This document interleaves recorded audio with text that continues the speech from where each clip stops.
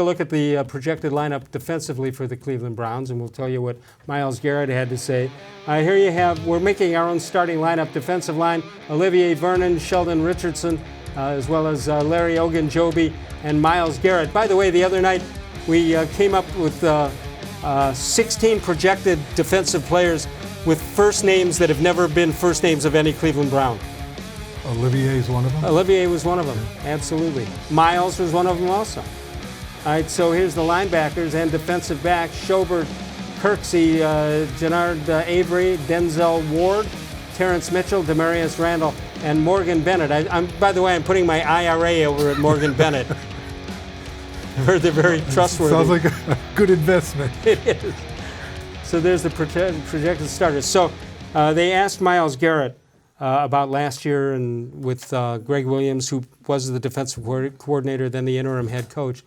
And Myles, who had, I think, 15 or 13 sacks, he says, well, Greg Williams only wanted me to use 2 moves. I have like 7 that I could use, and he was only interested in 2.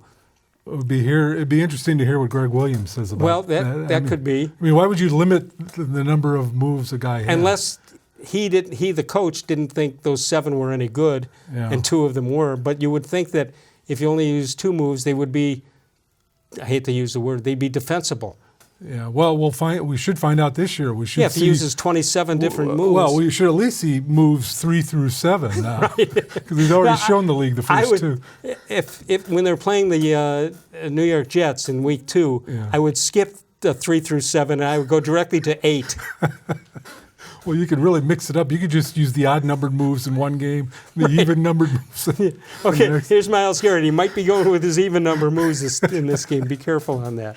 How about the defense? Does it do anything for you?